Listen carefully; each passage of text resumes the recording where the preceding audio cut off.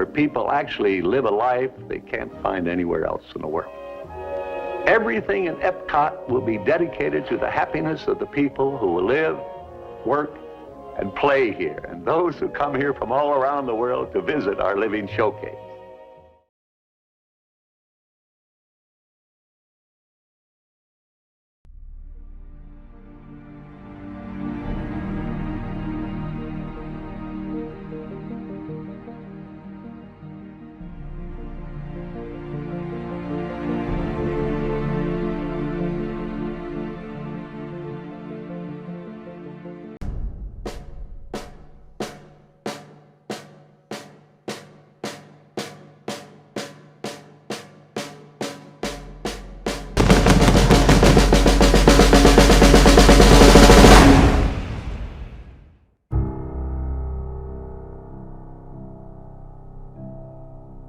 Today we are talking about a Disney park, the one called Epcot, which is a park dedicated to the celebration of human achievement, technological innovation, and most importantly, international culture. The definition of culture is the arts and other manifestations of human intellectual achievement regarded collectively. What makes Epcot special is it focuses on 14 lands around the... Oh wait, Spain called off.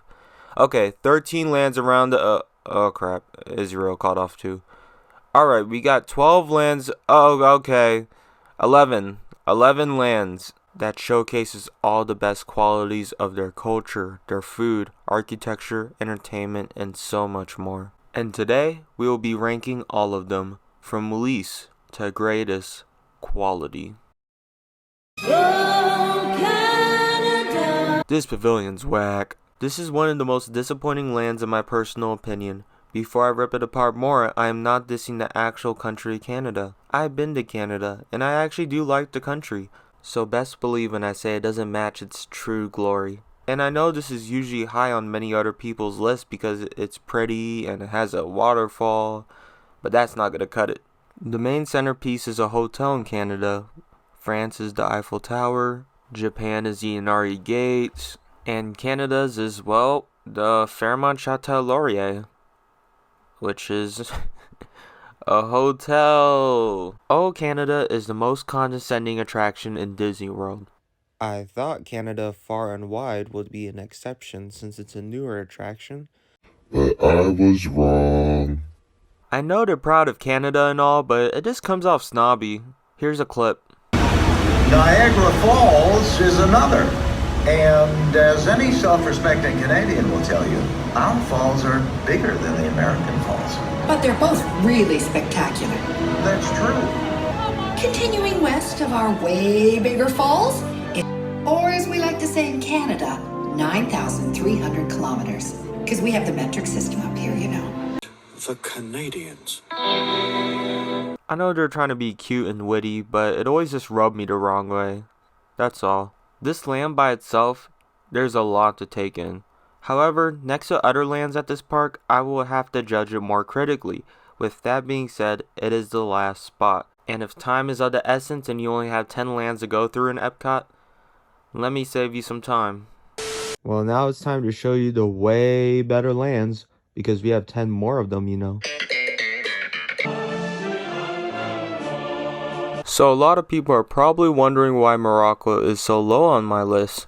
I just never thought it was interesting, and I really can't see myself coming here repeatedly and spending a lot of time here in general and actually enjoying my time. Unless I'm getting those Casablanca carpets, let's go! Nah, this land is unique because it's much deeper than what you see from the outside when you're walking by it, and if you actually take a second to go in, you could see the winding back roads and pathways that is meant to immerse you in the Moroccan town. I think that is really awesome.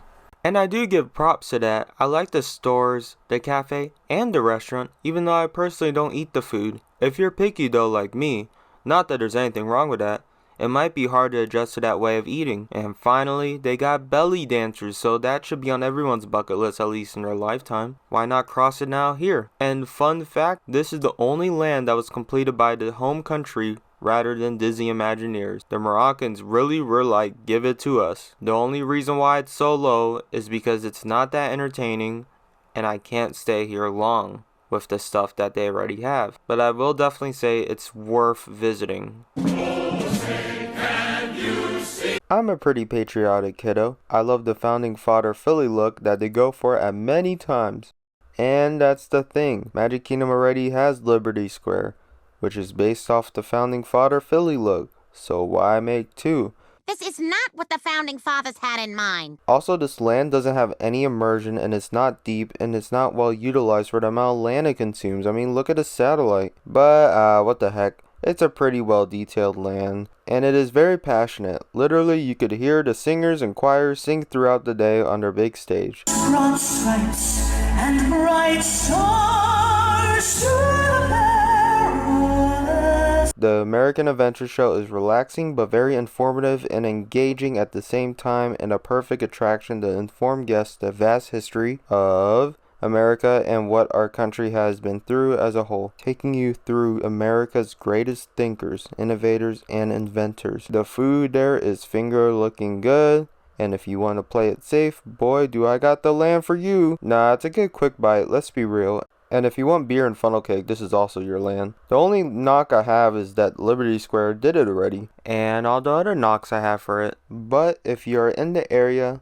take a look-see. It's definitely worth the visit.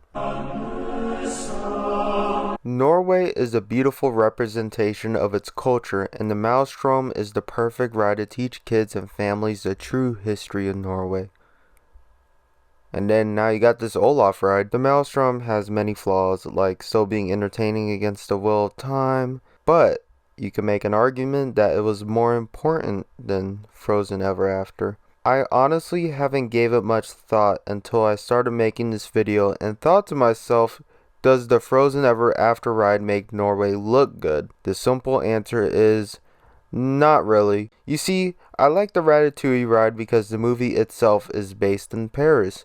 It captures the true essence and beauty of the city while also being very careful while showcasing it alongside a Pixar film. One of the things to show respect is letting Remy speak French most of the ride. Also, I just really like Ratatouille. It's my favorite film from Pixar. But I really like Frozen as well. But the problem is, Arendelle is not real. Arendelle is fictional. Yes, it's inspired by Norway, but then why couldn't the movie just be in Norway? Mulan is based in China, Ratatouille Paris. So for the final time, why did Disney's Frozen take all the great qualities of a real culture, a real land with real people, but made the movie's setting based off it fictional? I don't know what It's entertaining, but if I'm judging these lands by its culture, which I've been saying since the beginning of this video, I have to unfortunately take some points off. You. But let me chill out. There's other things in this pavilion that makes up for it. Just a smidge. Its amazingly detailed buildings with grass roofs gives it such a unique touch and a nod to the actual homes that still do that in Norway. One of the most popular snacks at Epcot is the school bread that is such a famous and rich delicacy of Norway. And finally, even though I just lit up the Frozen Ever After ride, the queue is a perfect setting of a Norwegian town, and that's the most respectful thing you could take out of this ride. Yeah, pretty much.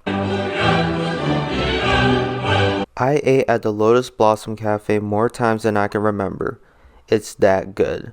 Their orange chicken literally makes this land much better. But I'm going to try my best to not be biased. I wish it was as mesmerizing and visually stunning as Japan's, but there are some buildings in this land that are so well detailed, like the 360 film building. That one's really good. And the reflection they're trying to show is also really great. And I honestly give it props. It's a relaxing 360 film that highlights the key elements of Chinese culture and their history. The store could have been better designed, even though those rice hats are pretty stylish. Then the restaurant, it's pretty good. Honestly, anything with the food and restaurants at China are perfect. There's not that much else to say because there's not that much to work with, which is the biggest flaws. I think the store should have been designed better. I think it should have went deeper. I wish there was an attraction besides the film. I just think there should have been more for such a big and culturally distinct country like China. But if you want orange chicken and a rice hat, this is the perfect place for you. This land is kind of awkward. Italy just has this big middle part in the pavilion, so it doesn't feel super immersive, and many of the objects are put around oddly placed. Also, everything's kind of symmetrical, like a set. Like, look at these restaurants, like they're just facing forward. I don't know, it's kind of weird. But that is my only nitpick I have for this land. They easily have the most immersive restaurants and dining similar to France. You could get authentic Italian dishes at elegant settings. No matter where you go in this land, you will find good food and good wine. For entertainment, there are no shows, so that's cool. Also, there's no rides. And for no shows or no rides, you will think that would be a huge penalty, but this is a land that was intended to be for adults. So if you're trying to get a date night and get away from the kiddos, then yeah, this is the place for you. Also, they need a Gucci store. Overall, great land. Definitely recommend. Alright, now we're at the top 5, where every land is now perfect or near perfect. Yeah, baby! So now, we have United Kingdom. I have a lot of respect for this land growing up, and just like Canada, it just has some of the best nature scenery you could have in the park. The entertainment, the merchandise, the respect and care for the United Kingdom is also well achieved. You could get your fish and chips, shepherd pie, and beer. The shops here are also really neat and decorated to the fine detail of UK culture. And the fact that the shops are connected makes the shopping experience much more enjoyable than an average shop. The buildings and streets are A1, and they take every decor and design serious and precise. There's not that much to say about this pavilion. I think if you haven't already, go check it out because it is definitely a blast. The Germany pavilion is super small, but it kinda needs to be. You see, if you see German houses or any pictures of them, they pretty cramped up, and this land perfectly tries their best to imitate that. Hence the saying, simple but effective. The courtyard is surrounded by beautifully decorated buildings that scream out German culture. This is such a cool addition just near the entrance to Germany. If you want more on this, just check out our video, Ronald the Train Guy, where you can see a Disney Imagineer help tune up the trains to work right in front of guests. That's pretty cool. And the beer garden is a once-in-a-lifetime dining experience open for lunch and dinner. This all-you-can-enjoy meal includes assorted sausages, rotisserie chicken, and much, much more. And also the desserts come with apple strudel and German-style cheesecake. There's a lot to take in on this one, so if you want to look more about it, check out the menu online. It's some pretty cool stuff. Oh man, France is so good. Yeah, you could see why I like France, you know, Ratatouille and all, but let me get into it. This land is beautifully themed and showcases French architecture and culture as a whole, with fountains leading you to the Eiffel Tower, beautiful paintings, gardens, and winding paths that immerse you into the pavilion. This is truly a masterpiece. Speaking of masterpieces, I am happy they made a ride out of Pixar's masterpiece, Ratatouille. They even gave it a section, which I have some gripes about, but, you know, I'm just happy they made a ride out of the movie and a section. There's just a little problem. I can tell they barely had room for the street, and that's because they didn't. The whole ride side feels so empty. They had no room to put it in and enclose it. The reason why Diagon Alley works so good is because even though they didn't have too much room, they caved it in with more buildings to make it seem like a whole new world. And it didn't work too good for this expansion here in Epcot. And the worst part is the Eiffel Tower works really good from a distance, but now that you're behind the Eiffel Tower, the illusion doesn't really work. So even with all these flaws, I still put number 3, France, because the highs for the land are really high. They easily have the best food choices out of all the lands of the pavilion. Dinner, lunch, anything. And don't get me started on the dessert. The bakery there is terrific. You could get classics such as croissants, baguettes, macaroons, and eclairs. This pavilion may have some flaws recently, but I still consider it perfect. Oh man, this land is so absolutely mesmerizing. But in all seriousness, this is a well thought out land and a perfect representation of Mexican culture as a whole. Yeah, it doesn't have the Coco ride, but the movie is still pretty new, and they do give Miguel flowers with playing his music and his plushies, all that jazz. Also, they have these little quick teaching stands that showcase some of the real life Mexican heritage while mixing it in with Miguel. and Coco, so that's pretty cool. It's the only pavilion that is pretty much fully based indoors and immerses you into a small town during nighttime. The many stands selling pinatas, sombreros, margarita glasses, and handcrafted goods make you feel like you're in a Mexican marketplace. Also, the main ride here is the 3 Caballeros Ride, which is a cute boat ride, and I like about it because it displays many of the wonders of Mexico, and it's just 2 birds trying to find Donald Duck in Mexico. I know I roasted the Frozen ride for, having cartoon characters in a fictional land, but Mexico isn't fictional here, so it gets the green pass. Also, they were really respectful for the ride, surprisingly for a Donald Duck ride. I do prefer them putting a Coco ride in its place for the future, and that would make it number 1 easily. Because I love this land. It was a great idea, executed perfectly, but there is just one land that I like even better. Japan is the undisputed magnum opus of lands in the World Showcase of Epcot, in my humbling opinion. I might be biased, it might not be everyone's favorite, but that's kind of the point. Every land I said was an expressive review for my own opinion, and this is no different. This land just makes me feel comfortable, safe, and brings a lot of nostalgia to me. It's cozy, it has privacy, and it's themed evenly. I can't stress that enough. I really like that. The one thing that makes this land number 1 easily is helped by its enormous, wide-selecting Mitsukoshi department store. This department store chain that is 348 years old and is one of the most decorated stores in its country of origin, and it's really not easy to lend. And here is a beautifully well-made store where you can find Nintendo merch, Pokemon merch, anime merch, and my personal favorite, Ghibli merch. Now let me get into that. This is really important because Ghibli is like the Pixar and Disney of Japan, and one of the Epcot's main purposes is to make us connect with another country's culture, and what better way of doing that is to see what their animated films are like in their country compared to ours. I can't stress this enough how much I like that, and something I have very sentimental feelings about. Like, look at this Totoro plush. Look at it. Also, they have traditional Japanese kimonos, so that's pretty awesome. They also have a showcase of their culture of design and history of Kauai that a lot of people really enjoy checking out. I usually eat at the Katara Grill, where I get teriyaki beef and sit and watch the land be explored. The shows are amazing and engaging while also being very culturally appropriate. I made a video why I absolutely like this land, and it's in the link below.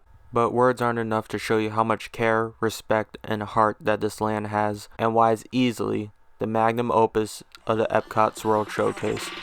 Listen.